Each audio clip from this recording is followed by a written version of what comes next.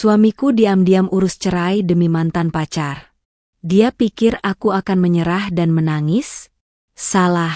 Assalamualaikum warahmatullahi wabarakatuh. Kalian dari mana aja nih? Absen yuk, jangan lupa subscribe. Buat yang sudah subscribe, semoga selalu diberkahi kebaikan dan rezeki yang mengalir. Aku memandang cermin, membenarkan sedikit letak kerudung instan berwarna dusty pink yang senada dengan baju gamis batik modernku. Di usia kepala 3, aku, Anindita, merasa hidupku sudah lengkap. Aku memiliki 2 anak yang cerdas, sebuah rumah mewah di kawasan elit Jakarta Selatan yang kami beli lunas 2 tahun lalu, dan suami yang kukira mencintaiku. Rizky, suamiku, adalah direktur utama dari perusahaan konsultan yang kami bangun bersama dari nol, atau lebih tepatnya, dari tabungan dan modal usahaku. Aku tersenyum puas pada bayangan diriku. Bagiku, penampilan adalah cerminan ketenangan hati. Namun, belakangan ini, senyumku terasa sedikit hambar, seperti teh tanpa gula yang dipaksakan.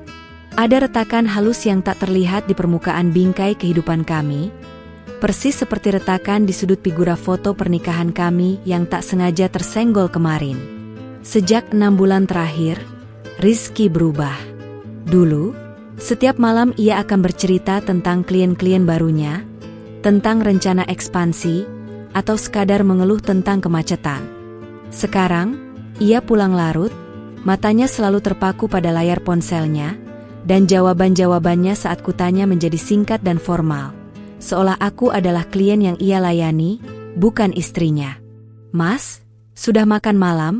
tanyaku suatu malam, mencoba memecah keheningan di ruang makan yang terasa mencekik. Rizky hanya bergumam, tanpa mengangkat kepala dari ponselnya. "Sudah, Dik. Tadi ada meeting dadakan di luar kota. Kamu duluan saja, Mas masih harus cek email penting." Padahal, aku tahu betul, meeting di luar kota itu hanya alibi murahan. Aku sudah mengecek jadwal penerbangan, dan tidak ada satupun yang delay dari kota yang ia sebutkan.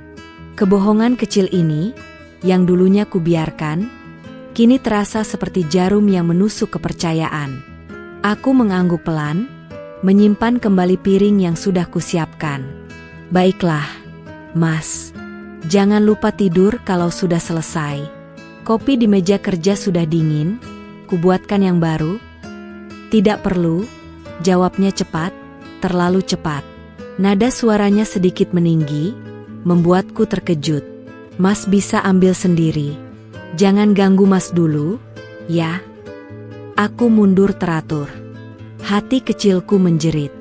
Rizky tidak pernah sekasar ini, bahkan saat kami masih berjuang di awal pernikahan.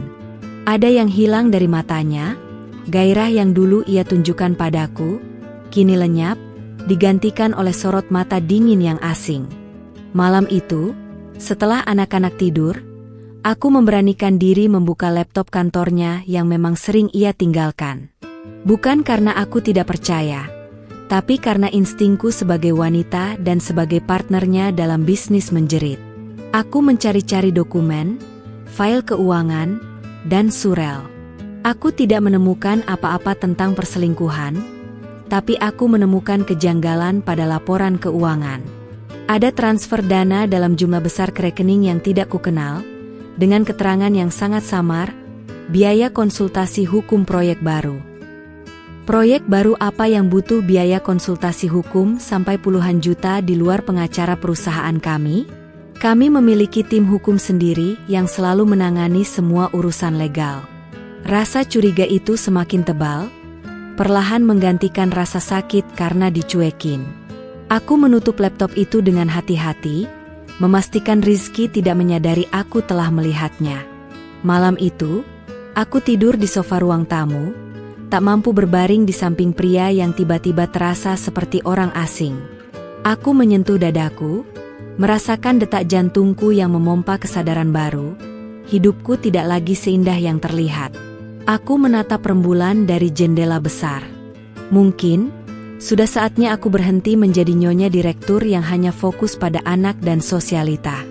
Sudah waktunya aku kembali menjadi Anindita yang tajam dan perhitungan, yang dulu sanggup berjuang demi masa depan. Jika Rizky mulai membangun rahasia, maka aku juga harus mulai membangun benteng pertahananku. Malam itu, aku berdoa semoga kecurigaanku salah. Tapi jika benar, aku bersumpah, aku tidak akan tinggal diam. Keesokan harinya, aku menjalankan rutinitasku seperti biasa. Menyajikan sarapan, menyiapkan anak-anak ke sekolah, dan tersenyum wajar pada Rizky. Aku mengenakan topeng istri yang setia dan patuh. Namun, di balik kerudungku, otakku bekerja keras, menyusun setiap potongan teka-teki. Rizky terburu-buru pagi itu. "Dit, Mas ada penerbangan pagi ke Surabaya. Jangan tunggu Mas, mungkin lusa baru pulang," katanya sambil mengenakan jas, bahkan tanpa mencium keningku seperti biasa. "Hati-hati, Mas," kataku, meraih tangannya dan mencium punggung tangannya dengan hormat. Sentuhan itu terasa dingin, namun aku bertahan. Aku harus bersandiwara. Setelah ia pergi, aku memanggil sopir dan menyuruhnya membersihkan mobil Rizky secara total. Bukan untuk kebersihan, tapi untuk penyelidikan. Aku tahu Rizky jarang memperhatikan detail kecil di mobilnya. Sopir kami, Pak Deden, terkejut. "Tumben, Bu. Biasanya Bapak yang bawa ke bengkel langganan." "Iya, Pak. Kali ini saya mau mobilnya bersih total, sampai ke kolong-kolong jok. Saya mau cek, ada dokumen penting yang mungkin terselip," jawabku dengan senyum meyakinkan. Sore harinya, Pak Deden melaporkan hasil pencarian. Selain bon bensin dan kertas permen, ia menemukan selembar kertas kecil yang terlipat di bawah karpet kursi penumpang. Kertas itu tampak seperti resi. Jantungku berdebar kencang saat aku mengambil kertas itu. Itu adalah resi pembayaran dari sebuah kantor notaris dan pengacara ternama di kawasan bisnis Tamrin. Dan yang membuatku tercekat, bukan nama Rizky yang tertera di sana, melainkan nama seorang wanita yang sangat familiar, Saskia Aditama. Saskia Aditama. Nama itu, mantan kekasih Rizky saat kuliah, yang sempat ia kejar-kejar sebelum akhirnya memilihku karena, aku yakin sekarang, aku memiliki koneksi dan modal yang lebih menjanjikan. Resi itu tertanggal minggu lalu, dengan detail, jasa konsultasi dan pengajuan dokumen perkara. Perkara apa yang Saskia ajukan, dan mengapa Rizky membayarnya? Mengapa resinya sampai ada di mobil Rizky? Koneksi ini terlalu kuat untuk diabaikan. Aku segera membuka laptopku dan melakukan riset cepat. Aku mencari nama Saskia Aditama di media sosial. Dan di sanalah, sebuah foto yang diunggah Saskia 3 hari lalu, memegang buket bunga mawar merah yang sama persis dengan yang kulihat Rizky beli beberapa hari sebelumnya. Caption fotonya, "Mimpi lama yang kembali terwujud. Terima kasih atas keberaniannya, My Air." My Air, Rizky. Dada di balik gamisku terasa sesak, napas tertahan. Bukan hanya perselingkuhan yang kurasakan, tapi pengkhianatan yang terencana. Rizky tidak hanya main api, tapi ia sudah merancang rumah baru dengan wanita itu. Aku duduk di lantai dingin kamar kami, membiarkan air mata pertama jatuh. Ini bukan air mata kesedihan karena kehilangan cinta, melainkan air mata kemarahan dan harga diri yang diinjak-injak. Ia berani-beraninya mengurus masa depannya dengan wanita lain, menggunakan waktu yang seharusnya ia berikan padaku, dan bahkan menggunakan uang kami. Dalam sekejap, air mata itu mengering. Aku mengambil napas panjang, menyingkirkan emosi. Aku harus berpikir jernih. Rizky membayar jasa pengacara untuk Saskia, yang memiliki perkara yang harus diajukan. Dan itu terjadi di saat Rizky mulai berubah dingin. Aku tahu, perkara yang akan diajukan Saskia itu kemungkinan besar adalah perkara yang menyerangku, atau yang lebih buruk, yang menguntungkan mereka berdua. Tapi Saskia dan Rizky tidak menyadari satu hal. Aku, Anindita, yang selalu menjadi bendahara dan pemegang kendali aset, tidak akan semudah itu menyerah. Malam itu, Aku menghubungi satu nama penting. Bukan teman curhat, melainkan seorang pengacara perceraian dan aset profesional, Bapak Haris. Aku meminta pertemuan rahasia keesokan harinya. Pertempuran telah dimulai, dan aku adalah ratu yang baru saja menemukan musuh bersembunyi di dalam istananya sendiri. Pagi-pagi sekali, aku sudah berada di kantor pengacara Bapak Haris. Aku mengenakan gamis hitam dan kerudung tebal, berusaha menyamarkan diri. Aku menceritakan semuanya, dari perubahan sikap Rizky, transfer dana, hingga resi Saskia dari kantor notaris yang sama. Ibu Anindita, dari semua bukti ini, kecurigaan saya mengarah pada dua hal. Pertama, suami Anda membantu Nona Saskia dalam masalah hukum pribadinya. Kedua, dan ini yang paling mungkin, dia sedang mempersiapkan pondasi untuk gugatan cerai atau pembagian harta gonogini, dan Nona Saskia adalah calon istri barunya, jelas Pak Haris dengan nada tenang. Gugatan cerai? Suaraku terdengar serak. Meskipun aku sudah siap, mendengarnya diucapkan keras-keras tetap terasa seperti tamparan. Betul. Pria yang berniat menceraikan istri yang telah memberinya segalanya, seringkali mulai menyusun alibi dan mengamankan aset jauh sebelum mengajukan gugatan resmi. Lanjutnya. Pertanyaannya, apa yang ingin ibu lakukan? Aku menatap Pak Haris, mataku kini memancarkan ketegasan yang tak terbantahkan. Saya tidak akan memberinya 1 sen pun yang bukan haknya. Semua aset, rumah, mobil, dan terutama perusahaan itu, modal awalnya adalah dari saya, dari dana warisan orang tua saya, sebelum kami menikah. Pak Haris tersenyum tipis. Sempurna. Karena ibu berhijab dan dikenal sebagai istri yang salehah, kita akan mengambil peran sebagai korban yang tak bersalah. Sementara itu, kita akan membalikan semua kepemilikan. Kita akan tunjukkan bahwa dia bukan hanya menelantarkan ibu, tapi juga berencana mengambil semua yang telah ibu berikan. Aku setuju. Rencana kami adalah, aku akan membiarkan Rizky mengira dia masih memegang kendali atas aset. Sementara aku secara diam-diam mentransfer dan mengamankan semua yang sah milikku, atau yang modalnya berasal dariku. Langkah pertama adalah memastikan Rizky benar-benar menjalin hubungan serius dengan Saskia. Aku menggunakan jasa seorang detektif swasta untuk memotret dan merekam pergerakan Rizky di Surabaya.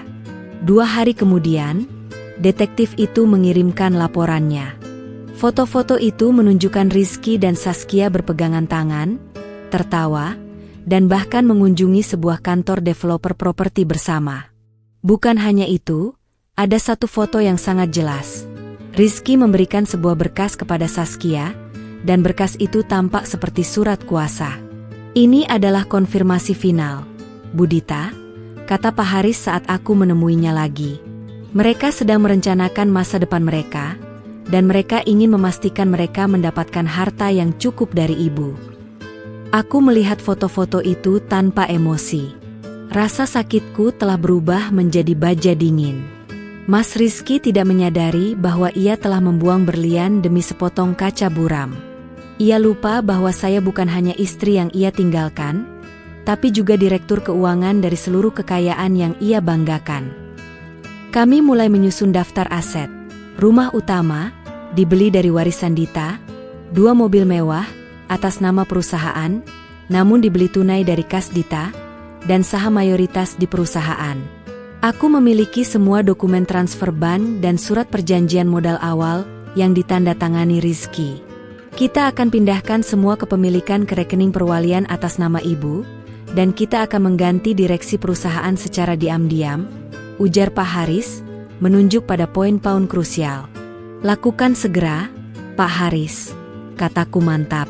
Saya ingin ketika dia datang ke rumah ini dengan surat gugatan cerai, dia hanya akan menemukan koper dan tagihan. Aku kembali ke rumah, memeluk anak-anakku, dan tertawa seolah tak ada yang terjadi.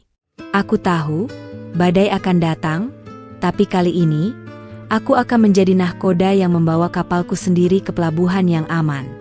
Aku siap membalas pengkhianatan ini dengan perhitungan yang matang. Malam itu, aku tidur nyenyak. Kejelasan tujuan telah menghilangkan rasa sakit hati. Aku tidak lagi peduli pada rizki. Aku hanya peduli pada hak-hakku, masa depan anak-anakku, dan harga diriku sebagai wanita. Rizki kembali dari perjalanan bisnis 2 hari kemudian. Ia membawakanku sepotong kue lapis legit dari Surabaya sebagai oleh-oleh. Sikapnya kembali hangat, terlalu hangat, seolah ia sedang berusaha menutupi sesuatu yang besar. "Terima kasih, Mas," kataku sambil tersenyum tulus, senyum yang diselimuti niat tersembunyi. Aku tahu, kehangatan ini hanyalah akting untuk membuatku lengah sebelum dia melancarkan serangan gugatan cerainya. "Kamu akhir-akhir ini terlihat agak murung. Dit, ada masalah?" tanyanya, pura-pura khawatir. Aku menggeleng. "Tidak ada, Mas. Mungkin hanya lelah mengurus rumah dan anak-anak." "Oh ya, Mas, soal urusan rekening perusahaan, saya sudah transfer semua dana tunai ke deposito Bank B, seperti saran Mas kemarin. Semua atas nama perusahaan, tentu saja." Aku sengaja berbohong, menggunakan saran yang ia berikan sebulan lalu. Nyatanya, dana itu sudah kutransfer ke rekening perwalian pribadiku, di bawah supervisi Pak Haris, dengan dalih perbaikan struktur keuangan internal. Aku memiliki akses penuh, dan Rizky, meskipun direktur, jarang memeriksa detail transaksi. Rizky tampak puas. "Bagus, Dit. Memang kamu yang paling teliti soal angka. Saya bisa fokus sepenuhnya ke proyek baru yang besar ini," katanya, nadanya terdengar lega, seolah baru saja lolos dari tugas berat. Dalam 2 minggu berikutnya, aku bergerak cepat. Sesuai saran Pak Haris, langkah pertama adalah mengamankan aset fisik. Rumah yang kami tinggali, yang sertifikatnya atas nama kami berdua, segera kuajukan untuk dibalik nama sepenuhnya atas namaku. Aku mendatangi notaris langganan kami, dan menunjukkan bukti transfer dana warisan orang tuaku yang murni digunakan untuk pembelian rumah tersebut. Aku juga menyertakan surat kuasa umum yang pernah Rizky tanda tangani saat ia akan bepergian lama, yang memberiku hak untuk mengelola aset saat ia tidak ada. Semua sudah legal, Bu Anindita. Suami ibu tidak akan bisa menggugat pembagian rumah ini, karena ibu memiliki bukti clear bahwa ini adalah harta bawaan yang dibeli atas nama bersama, dengan dana dari ibu, kata notaris Tio. Selanjutnya adalah mobil. 2 mobil mewah, BMW dan Alphard, yang dibeli atas nama perusahaan. Aku segera mengganti direksi perusahaan, menempatkan diriku sebagai CEO dan ibuku sebagai komisaris utama. Rizky, yang selama ini hanya mengurus operasional, kini kehilangan kekuasaan tanda tangan legal. Mobil-mobil itu segera ditarik oleh perusahaan baru dan dijual.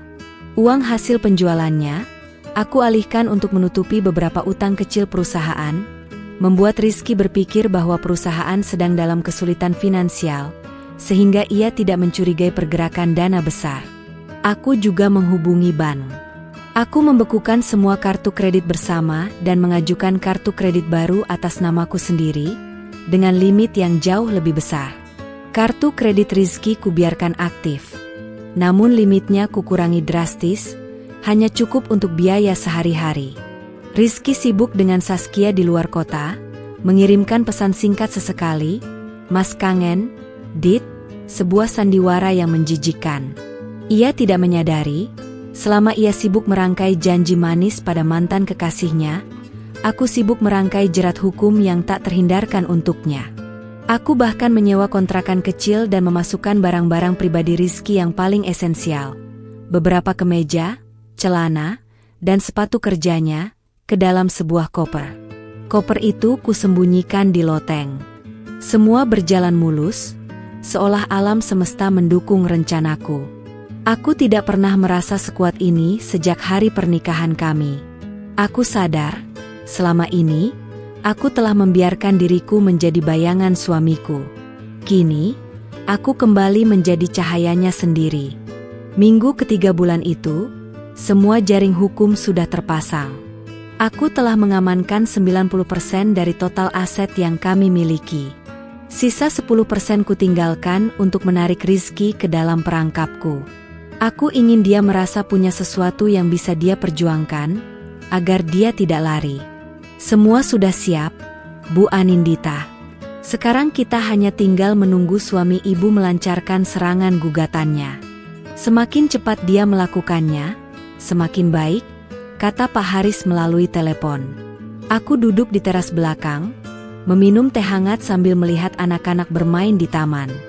Hati kecilku berharap Rizky akan kembali, meminta maaf, dan mengakhiri semua sandiwara ini. Tapi aku tahu, itu hanya fantasi. Pria yang telah merencanakan perceraian sedetail ini tidak akan kembali hanya karena ia merasa bersalah. Aku memutuskan untuk mengubah rutinitas Rizky di rumah. Aku berhenti memasak makan malam, beralasan aku sibuk mengurus arisan dan kegiatan sosial. Aku juga tidur di kamar tamu, beralasan insomnia dan tidak ingin mengganggu tidurnya. Rizky tidak keberatan sama sekali. Bahkan, dia tampak lega. Baguslah, Dit. Kamu harus menikmati hidupmu. Jangan terlalu memikirkan Mas, katanya dengan senyum palsu. Ia tidak tahu betapa aku menikmati hidupku yang baru, yang kini berfokus pada penghancuran rencananya. Suatu sore, Rizky pulang lebih awal. Ia tampak gelisah. Ia memintaku duduk di ruang tamu. Jantungku berdebar, aku tahu saatnya telah tiba. Dit, Mas mau bicara serius, katanya, memainkan cincin kawin di jarinya. Silakan, Mas, jawabku datar, memosisikan kerudungku dengan tenang. Rizky mengambil napas dalam-dalam. Mas merasa kita sudah tidak sejalan lagi. Mas butuh kebebasan. Mas butuh seseorang yang bisa mengerti visi Mas sepenuhnya. Kita sudah terlalu jauh berbeda. Aku hanya menatapnya, membiarkannya melanjutkan omong kosongnya. Aku tahu, ini adalah pembukaan untuk topik yang sesungguhnya. Mas sudah bertemu dengan pengacara, katanya, akhirnya mengeluarkan kata-kata ajaib itu. Mas sudah siapkan surat gugatan cerai. Mas ingin kita berpisah baik-baik. Mas akan tetap menafkahi anak-anak, tentu saja. Ia kemudian mengeluarkan sebuah map tebal dari tas kerjanya. Aku tahu isinya. Itu adalah draft gugatan cerai yang sudah ia siapkan bersama Saskia dan pengacara mereka. Aku tersenyum, senyum yang mencapai mataku. Senyum kepuasan, senyum kemenangan. Rizky terkejut melihat reaku. Dia pasti berharap aku menangis, berteriak, atau memohon. Sudah Mas tanda tangani? Tanyaku, mengambil map itu dari tangannya. Rizky mengangguk, bingung. Sudah. Tinggal kita ajukan ke pengadilan agama. Mas sudah siapkan semua, Dit. Jangan khawatir. Mas akan beri kamu Mas akan beri kamu uang tunai untuk membeli rumah yang lebih kecil di luar kota, dan tunjangan bulanan. Sisanya, aset perusahaan dan rumah ini, Mas yang pegang, demi kelangsungan bisnis. Aku meletakkan map itu di meja kopi. Begitu, ya, Mas? Kamu urus surat cerai demi Saskia, dan kamu juga yang menentukan pembagian harta kita, yang sebagian besar adalah hartaku sendiri. Rizky memandangku dengan sedikit rasa bersalah. Ini demi kebaikan semua, Dit. Mas harus menjaga aset ini agar bisnis tetap jalan, kan? Saat itu, pintu rumah terbuka dan Pak Haris masuk bersama dua orang pria berpakaian formal. Rizky menoleh, terkejut. Maaf, Bu Anindita. Saya datang lebih cepat dari jadwal, kata Pak Haris, langsung menyapa diriku, mengabaikan Rizky sepenuhnya. Pria di belakangnya membawa sebuah koper. Rizky melompat berdiri. Siapa kalian? Ada apa ini? Dit? Kenapa ada pengacara di rumah kita? Suaranya mulai panik. Aku berdiri, kini aku jauh lebih tinggi darinya, meskipun hanya beberapa senti. Aku merasa dominan. Aku menanggalkan topeng istri yang pasrah.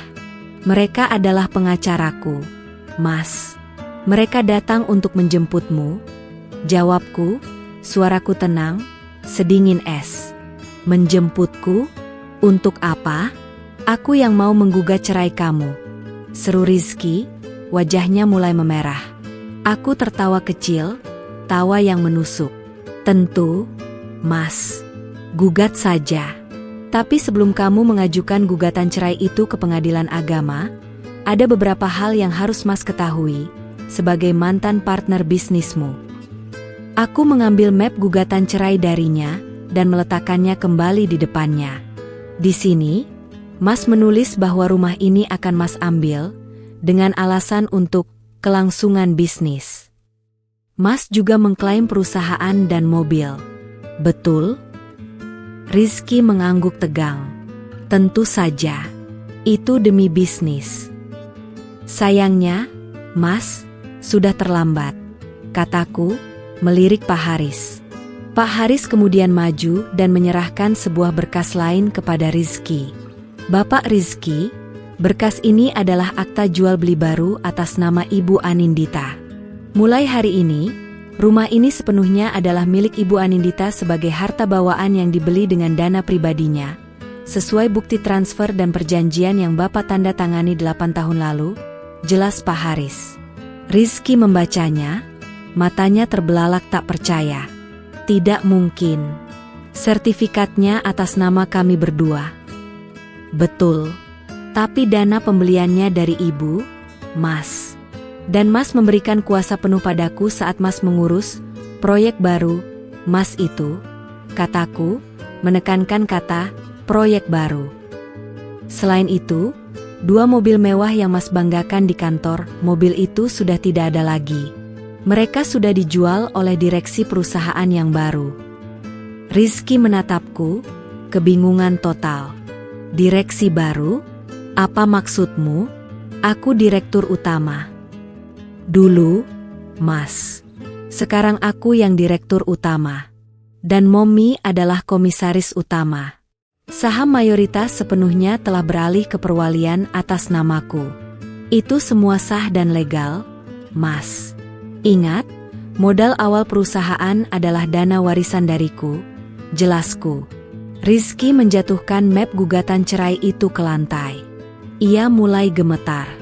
Kamu merampas semuanya dariku. Dit? Aku tidak merampas, Mas. Aku hanya mengambil kembali apa yang secara hukum dan moral adalah milikku. Sebelum kamu dan My RMU merampasnya dariku, kataku, menyebutkan julukan dari Saskia. Rizky tersentak. Dia tahu aku sudah tahu segalanya. Wajahnya yang tadinya marah kini berubah menjadi pucat pasi. Sekarang, Mas, kataku, menunjuk pada koper yang dibawa salah satu pria dari Pak Haris. Itu adalah semua yang tersisa untuk Mas. Pakaian dan keperluan pribadimu. Aku sudah siapkan kontrakan sederhana untuk Mas, dekat dengan kantor Saskia. Setidaknya, kamu tidak akan terlambat bertemu VCMU yang baru itu. Tidak, ini rumahku. Kamu tidak bisa mengusirku, teriak Rizky. Oh, aku bisa, Mas. Dan aku sudah melakukannya.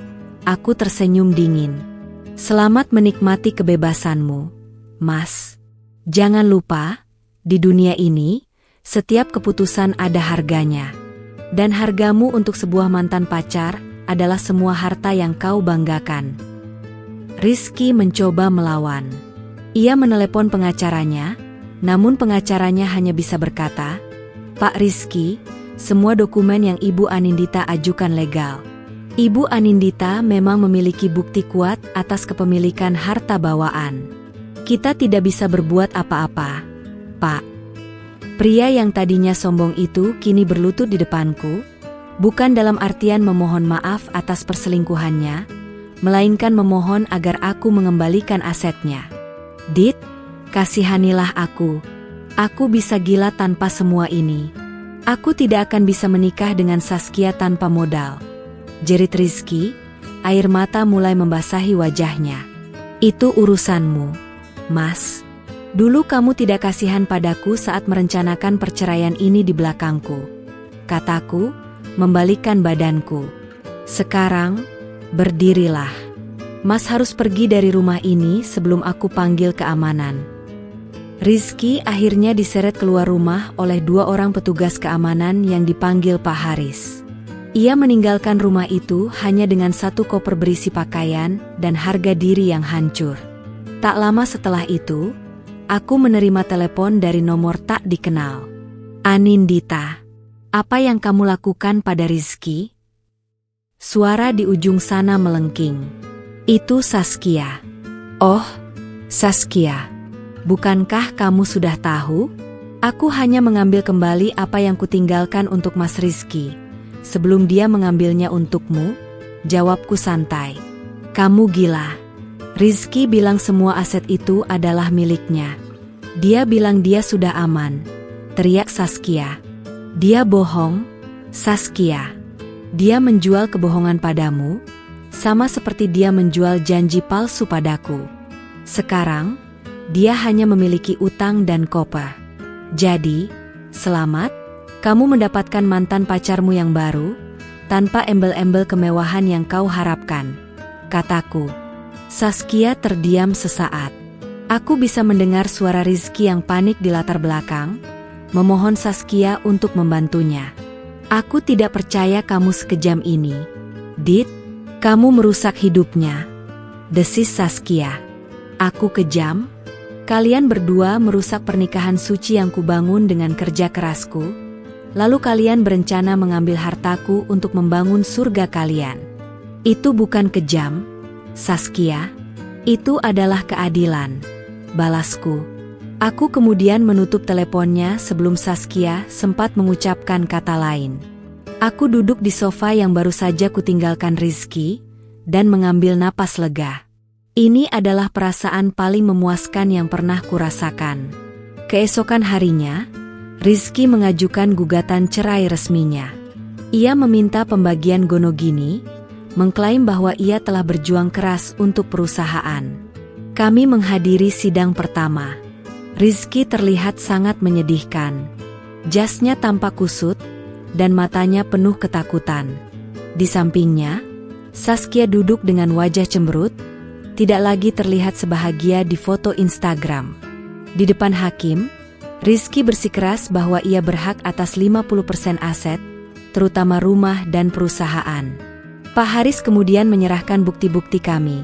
Surat kuasa, bukti transfer modal awal, akta jual beli rumah yang sudah dibalik nama, dan laporan direksi baru. Yang mulia hakim, kata Pak Haris, kami tidak menuntut sepeser pun dari harta Rizky. Kami hanya meminta agar pengadilan mengesahkan kepemilikan Ibu Anindita atas aset-aset ini, karena Rizky telah menelantarkan ibu dan terbukti melakukan perselingkuhan yang merugikan perusahaan. Hakim terdiam, menimbang-nimbang berkas tebal itu. Rizky dan Saskia saling pandang, rasa takut terlihat jelas di mata mereka. Mereka sadar, mereka sudah kalah telak. Ruang sidang terasa dingin dan formal. Seluruh mata tertuju padaku, si istri berhijab yang seharusnya rapuh, kini duduk tegak di samping pengacara yang sangat percaya diri. Rizky dan Saskia tampak seperti sepasang penjahat yang tertangkap basah. Hakim akhirnya berbicara, suaranya berat dan berwibawa. Berdasarkan bukti-bukti yang diajukan oleh pihak penggugat, Rizky, dan pihak tergugat, Anindita, serta bukti kepemilikan yang sah, Majelis Hakim memutuskan, perceraian dikabulkan atas dasar perselingkuhan dan penelantaran yang dilakukan oleh Rizky. Aku menahan napas. Rizky dan Saskia tampak tegang. Mengenai pembagian harta gonogini, lanjut hakim, majelis memutuskan bahwa seluruh aset, termasuk rumah, 2 unit kendaraan bermotor yang telah dijual, dan hasilnya dimasukkan ke kas perwalian Ibu Anindita, serta kepemilikan mayoritas perusahaan, adalah sah milik Ibu Anindita sebagai harta bawaan dan hak pribadi. Rizky hanya berhak atas barang-barang pribadi yang telah ia bawa, dan tidak memiliki klaim atas aset-aset yang telah disebutkan, tegas hakim. Rizky juga diwajibkan memberikan tunjangan anak sesuai kesepakatan yang diajukan oleh pihak Ibu Anindita. Palungan hakim diketuk 3 kali, menghasilkan suara final yang mengakhiri pernikahan dan mimpi buruku. Aku tersenyum tipis. Ini bukan hanya kemenangan hukum, tapi kemenangan moral dan harga diri. Rizky melompat dari kursinya. Tidak adil, Yang Mulia. Saya yang menjalankan perusahaan. Saya berhak atas hasil kerja keras saya. Hasil kerja keras Bapak dilakukan dengan modal dari Ibu Anindita. Dan saat bisnis berjalan baik, Bapak justru menelantarkan Ibu dan merencanakan pengambil alihan aset secara tidak sah. Pengadilan telah meninjau semua bukti, termasuk bukti transfer awal dari rekening Ibu, balas hakim dingin. Keputusan sudah final. Saskia menarik tangan Rizky keluar dari ruang sidang. Wajahnya merah padam, bukan karena malu, tapi karena marah. Ia menyadari, rencananya untuk menjadi nyonya kaya kini hancur total. Aku keluar dari gedung pengadilan dengan kepala tegak. Pak Haris memberiku selamat. Selamat, Bu Anindita. Anda adalah klien paling strategis yang pernah saya tangani. Anda tahu cara bermain catur, bukan hanya sekadar bermain kartu. Terima kasih, Pak Haris, kataku tulus. Saya belajar dari suamiku. Dia mengajari saya bahwa dalam perang, belas kasihan adalah kemewahan yang tidak bisa kita miliki. Aku kembali ke rumah. Rumah yang dulunya terasa hampa karena kebohongan Rizky, kini terasa penuh dengan harapan baru. Aku bukan lagi nyonya Rizky, tapi Anindita, CEO yang kuat dan ibu yang melindungi anak-anaknya. 1 tahun berlalu sejak palungan hakim diketuk.